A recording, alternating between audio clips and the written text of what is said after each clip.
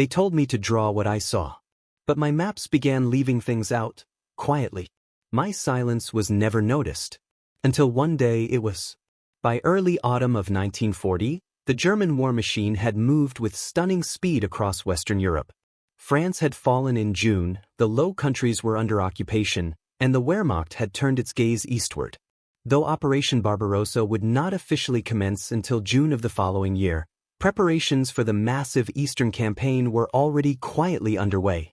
One of the key foundations for that planning, less celebrated but no less essential than tanks or troop movements, was cartographic intelligence. The maps of the East needed to be precise, consistent, and detailed. Roads, rivers, bridges, towns, elevation, everything had to be accounted for.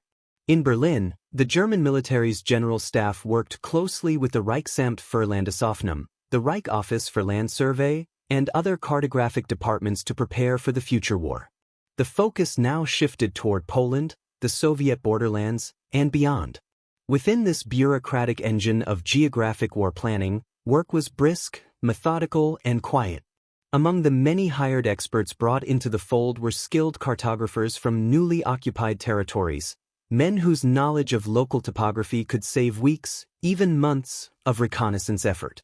One of them was Kazimierz Wurzel. Born in 1896 in the town of Nowy Sachs, in what had been the Austro-Hungarian partition of southern Poland, Wurzel had trained as a geodesist and cartographer during the interwar period.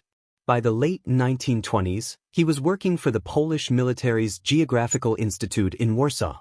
Quiet, precise, and apolitical in manner, Wurzel was respected for his technical expertise. He was not a man of bold opinions, nor did he express political leanings, at least not in the office. He was known instead for his meticulous work ethic, his long hours at the drafting table, and his particular skill at interpreting aerial photographs. When Germany invaded Poland in September 1939, Wurzel was already too old for frontline service, but his skills remained in demand. The military collapse of the Polish state was swift, but not total.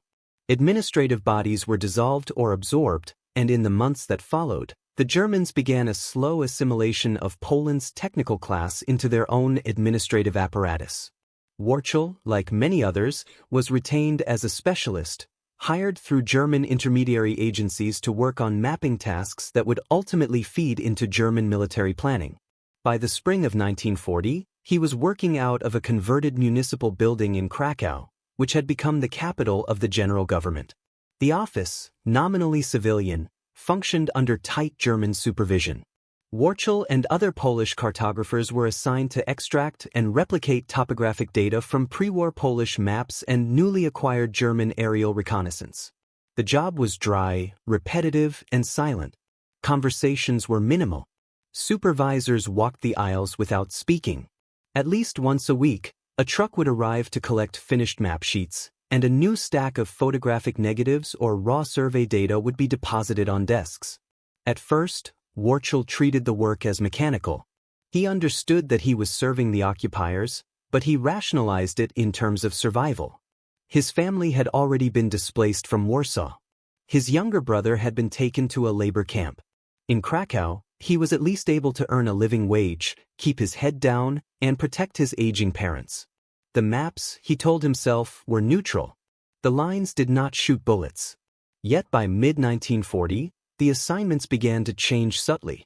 Instead of focusing on terrain or general infrastructure, Wurzel and a small team of fellow Polish technicians were instructed to prepare detailed overlays of regions near the Bug River, on the demarcation line between the German and Soviet zones. The request came from the Oberkommando des Heers, the Army High Command, and was labeled as Strategic Terrain Assessment. The work was more specific: bridges, supply routes, seasonal river depths, terrain slope gradients, even forest density classifications. It was clear that the maps were being prepared for future movement, not defensive, but offensive. Wurzel said nothing. He had no illusions about the nature of the regime he worked under. But his inner reservations deepened. In earlier months, the mapping assignments had mostly recycled existing Polish maps, minor updates, cleanup, conversions to German standards. But now, the work was no longer retrospective. It was preparation. One morning in late August 1940, a new set of assignments was placed on his table. It was different in tone and content. The header carried the stamp of the Abteilung für Kriegsgeografie, the War Geography Department. The request was for a detailed topographic rendering of a small but specific region in eastern Poland, not far from Lublin. The aerial photographs were recent, some no older than 3 weeks. The focus was narrow, a patch of wooded terrain intersected by a rail spur, a disused freight station, and a series of rural tracks leading north into forested lowlands. There were no population centers marked, no industrial facilities, no roads of any strategic value. Warchel pored over the imagery, as was his habit, before beginning any drafting. What struck him was what was absent. He was accustomed to spotting bunkers, roads, bridges, things that mattered in a military context. But here, the only markings he could discern were rows, dozens of them, of rectangular clearings in the trees. Some were freshly dug, the earth darker in tone. Others seemed filled, but the photograph gave no obvious clue as to their purpose. He looked closer at the rail spur. It terminated abruptly at the edge of the clearing. No junction, no turnaround, just a crude offloading area with no visible cargo infrastructure. Warchel's pencil hovered over the tracing paper for minutes. He was expected to draw the map to specification, clearly rendering the topographic features, elevations, and boundaries outlined by his superiors. But something was beginning to trouble him, not just professionally, but morally. The detail that stood out, above all else, was that this region had no strategic value. None that he could identify, at least. It held no river crossings, no defensive high ground, no key infrastructure. Yet it had been chosen for a level of cartographic detail usually reserved for urban assault planning. He asked, quietly, if anyone else had received similar assignments. A colleague 2 desks down, a younger man named Rakowski, nodded slowly, saying he'd recently been tasked with mapping regions around Belzec and Sobibor, similarly forested zones near branch lines. Neither man said anything further. From then on, Warchel's pace slowed. He submitted maps more cautiously, delaying where he could, asking for clarification on data points he already understood. It was a subtle form of resistance, not disobedience, but obstruction through meticulousness. At night he took longer routes home, quietly depositing carbon copies of his assigned sectors in a private envelope he kept hidden in a false panel behind his bookcase. He never labeled them. He told no one. The Germans noticed nothing. To them, he was just another quiet Polish technician, reliable and punctual. But Warchel was beginning to understand that not everything in the forests was meant to be seen, and some things, perhaps, were not meant to be drawn at all. By October 1940, Kazimierz Warchel's assignments had begun to follow a pattern, one that disturbed him in its consistency. Each new cartographic task focused on secluded regions of eastern Poland, always near railway junctions, often in dense woodland or sparsely inhabited areas. The terrain was largely unremarkable from a military perspective. There were no rivers to bridge, no high ground to take, no logistical arteries to cut. And yet, the level of detail requested was exacting. Each clearing, each forest path, each fence line was to be recorded with precision. Elevation profiles, drainage patterns, and vegetation types were included as part of the standard mapping brief. These were not maps for maneuver warfare. They were not meant for generals in motion.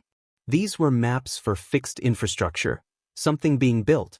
The aerial photographs arriving weekly now bore Luftwaffe stamps.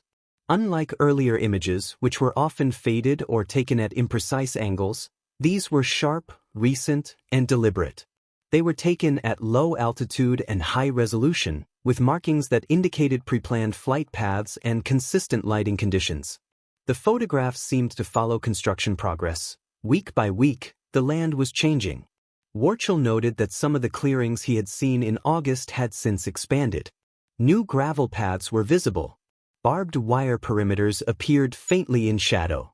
What he could not determine from the photos alone, he imagined from the arrangement. Controlled access, confinement, perhaps something worse. Yet officially, the Cartographic Office treated these areas like any other. No special designation was listed. Each assignment came with only grid references and technical requirements. There were no attached memos, no explanations, and certainly no admissions. In early November, a directive arrived ordering Warchel's team to begin producing composite maps that integrated historical cadastral records with current topography. The purpose, as explained by a German supervisor in clipped and perfunctory German, was to determine property boundaries and land ownership patterns for future administrative purposes. When one Polish technician asked whether the records would be used for compensation or legal claims, the supervisor offered no reply. The areas in question, Sobibor, Belzec, Treblinka, had in common more than just their remoteness. They shared rail access, isolation, and now, significant German construction activity. Still, no German cartographer openly acknowledged what the facilities were. At most, they were described in vague terms: Durchgangslager, transit camps, or Arbeitssiedlungen, labor settlements. To the Polish technicians, the euphemisms were obvious. But in the absence of concrete proof or first-hand knowledge, there was little room for open dissent. Some responded by detaching from the work, performing it robotically and without introspection. Others became quietly resentful, but continued, aware that refusal would not be seen as principled but subversive. Warchel chose a third path, one of methodical resistance. He never refused an assignment outright, but he began to exercise discretion in what he chose to draw. On several occasions, when tasked with depicting terrain adjacent to railway sidings that terminated at fenced compounds, he deliberately underrendered details. Where drainage ditches intersected entry roads, he marked only a general depression. When small auxiliary buildings began to appear within enclosures, he recorded them as utility sheds or omitted them altogether. In places where the photographic evidence was ambiguous, he cited insufficient data for elevation marking and left the area shaded or blank. These omissions were subtle, difficult to prove, but noticeable to a trained eye. Still, his supervisors rarely questioned them. To the German administrators, the work was proceeding. The cartographic inputs were being compiled, bound, and shipped east. By mid-November, however, tensions began to rise. A new German overseer arrived from Lublin, a man named Hartmann, reportedly with experience in territorial administration in the annexed western Polish provinces. He was younger than his predecessor and considerably more inquisitive. Within days of taking over the office, Hartmann requested spot reviews of previous map submissions. He began pulling original aerial photographs and comparing them directly to rendered sheets. In a morning meeting, he quietly asked why certain tree lines appeared in photographs but were absent in renderings. Why certain ground clearings had been generalized. Why elevation contours in key areas appeared to be deliberately smooth. The questions were asked in a flat, technical tone. No accusations, only observations. Yet the message was clear. Warchel felt the shift immediately. The margin for quiet refusal was closing. 2 days later, Rakowski was reassigned to another facility. No explanation was given. His drafting desk was cleared by mid-morning.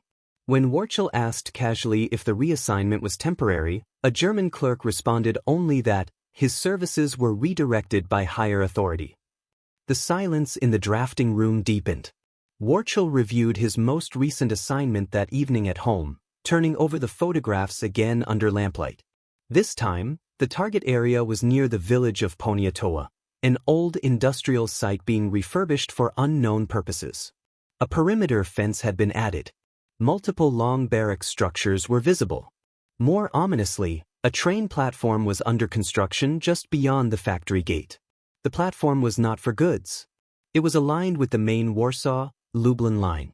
In the corner of one photo, a column of figures, blurred and indistinct, could be seen being marched in formation. He laid the tracing paper aside.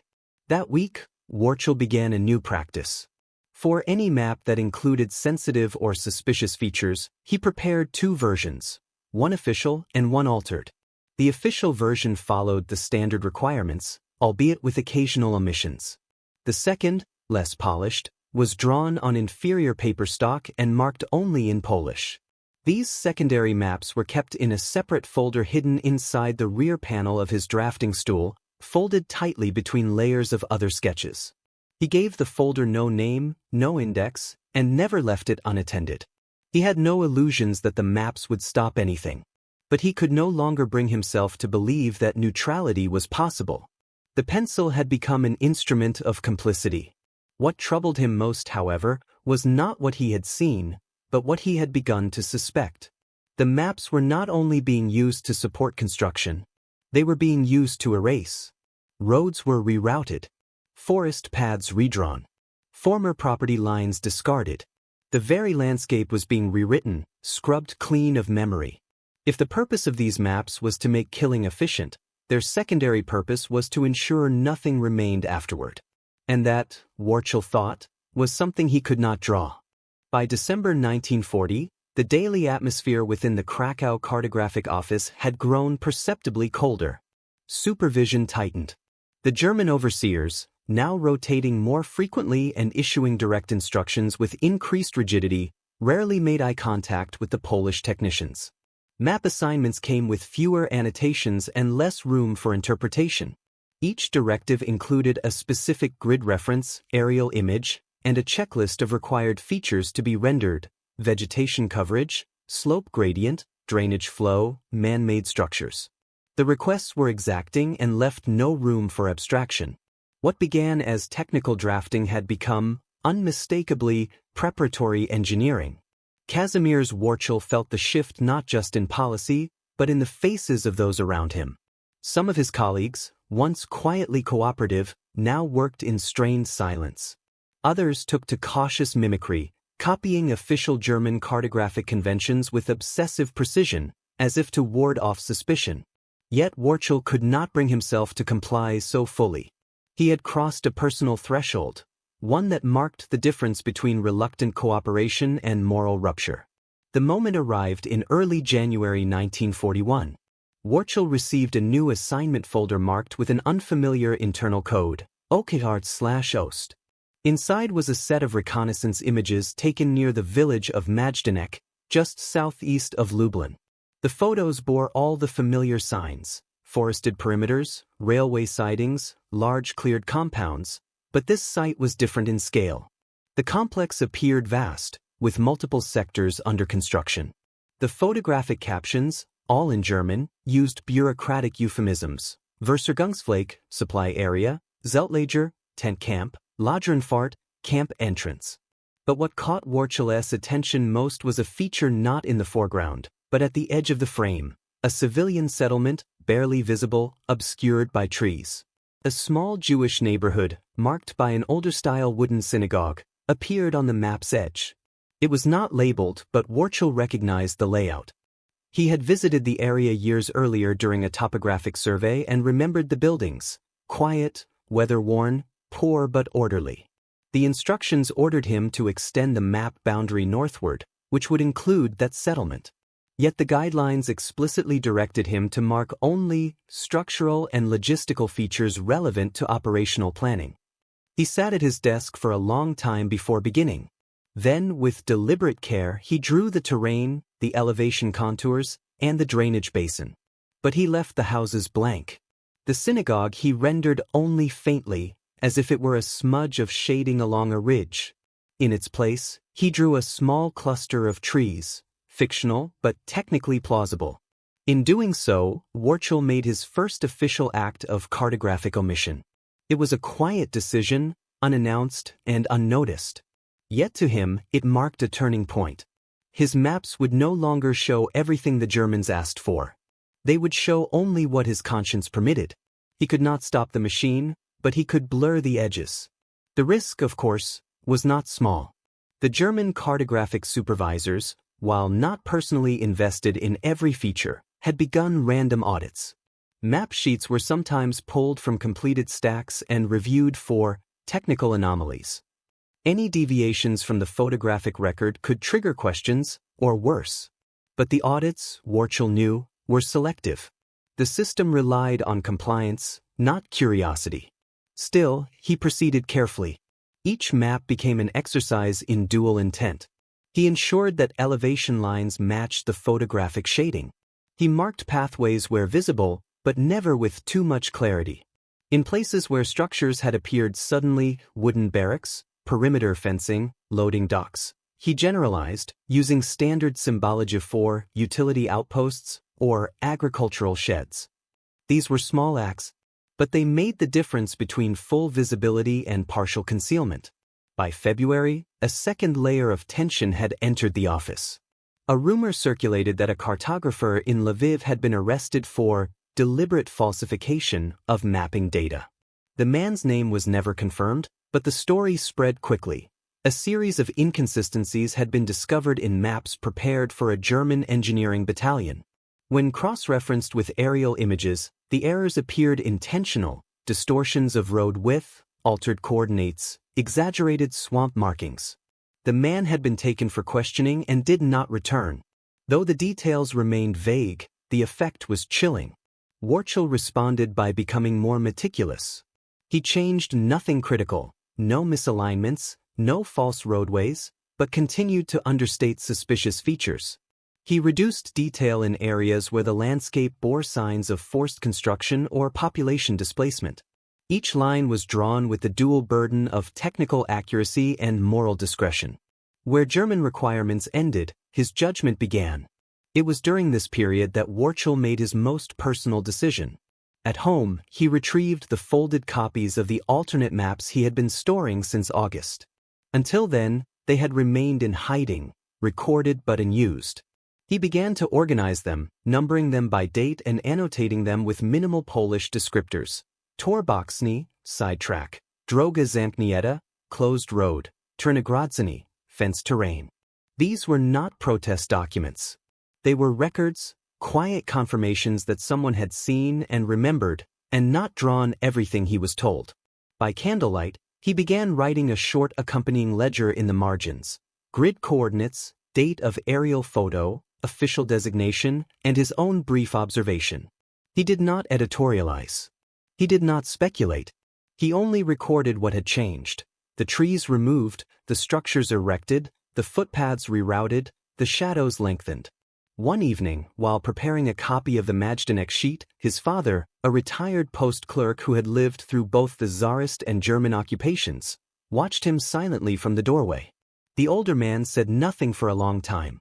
Then, in a low voice, he asked, "Do they see what they are building?" Warchel did not answer. He knew the question was not literal. In March 1941, as the General Staff finalized its plans for Operation Barbarossa, the tempo of map production increased sharply.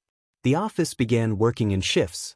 New personnel were brought in, including German engineers and technical assistants. Yet even amid the rush, Warchel maintained his discipline. He drew what was required, but never more. He erased only what he felt morally compelled to. He altered nothing he could not justify by photographic ambiguity. It was a line he walked alone. What he could not know then, what none of them could, was just how central these maps would become to the machinery of the Holocaust. But he sensed it. In the narrowing forests, in the vanishing footpaths, in the new roads that led nowhere but in. By April 1941, final preparations for Operation Barbarossa were underway across the German Eastern Command. Military planning accelerated. Train schedules were drawn up with scientific precision. Fuel and rations were stockpiled. And in the rear offices, far from the front lines but no less critical, maps were being produced at unprecedented speed. Kazimierz Warchel, still working from the Krakow drafting office, now found himself under constant demand. Aerial photographs came in bulk. Map sheets were requested for duplication before the ink had dried. He kept his head down. His work was methodical, punctual. Outwardly, he offered no resistance. But privately, the lines between professional duty and quiet subversion had long since dissolved. His alternate maps, the shadow archive he maintained in secret, grew thicker. Folded tightly behind a false panel beneath his stove, the bundle now held over 30 sheets. Each one marked not just topographic features, but the gradual erasure of old boundaries: forests cleared, compounds built, old village roads cut short by new fences. The maps documented not only land but silence. What Warchel had not anticipated was attention. In mid-May, A German officer unfamiliar to the Krakow office appeared with a briefcase full of documents and a stack of aerial plates. He introduced himself as Oberleutnant Willi Kraus, liaison to the Bauleitung, construction planning, under the SS Central Building Directorate. His tone was polite but firm. He was not looking for general mapping support. His mission was to produce precise terrain plans for what he called special resettlement installations in the Lublin district. He needed dedicated cartographers who understood both Polish land records and modern photogrammetric interpretation. Warchel was recommended. The appointment came from above. He was not asked. He was informed. The new assignment placed him directly under a German engineer named Hans Melzer, a cold and humorless man whose background was in railway surveying. Melzer was exacting but distant. He rarely spoke except to issue instructions. The maps he requested were focused, highly specific, and often limited to less than 10 square kilometers of territory. The recurring theme was concealment, terrain sections that required visual masking from nearby roads, railways that could be expanded without needing visible switchyards, ground that drained quickly even after rain. The maps were not for troops. They were for planners. It did not take Warchel long to grasp what was being constructed. He recognized sites now labeled Arbeitslager that had no labor function. He saw map features redrawn to obscure the alignment of access tracks. He noted where entire hamlets had disappeared, structures still visible in older aerial photos, now erased from both image and record. Once, in reviewing a set of images from Sobibor, he noticed that a narrow-gauge railway spur had been extended directly into a wooded enclosure. The surrounding forest had been systematically thinned, rows at a time, but only within the compound perimeter. A new structure, long and narrow, had appeared on the edge of the clearing. It had no chimney, no service road, no sign of habitation. He recorded none of this on the official map. But in his own copy, he made a note in the margin, E. Zasnazak, do not mark. In the following weeks, Melzer began to review finished sheets with greater scrutiny.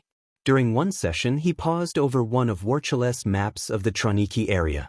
His finger tapped lightly on a shaded sector left deliberately blank. There appears to be a depression here, he said in slow, deliberate German. But you have not drawn contour lines. The photograph suggests a significant slope. Warchel answered evenly. The lighting obscures the relief. The image was taken too late in the day. Melzer said nothing. He returned the sheet to the folder without further comment. But a week later, Warchel was summoned. In a narrow side room of the administrative building, a new officer awaited him. SS Hauptscharführer Ludwig Geisler, introduced only as a security liaison. Geisler was not in uniform, but his presence radiated authority. He made no accusations. He asked questions, simple ones. How long had Warchel worked with aerial photography? Had he ever submitted secondary versions of maps?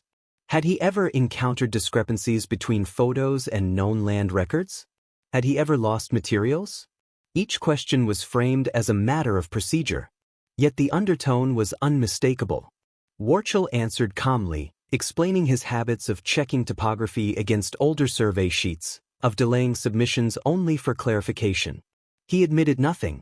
Geisler watched him closely. Then, after a pause, he asked one final question. Do you believe maps can lie? Warchel replied without hesitation. A map shows what it is told to show. The officer looked at him for a long moment, then nodded once and dismissed him. The warning was not repeated. But from that point on, Warchel noticed that one of the junior German clerks was always present in the room when he worked.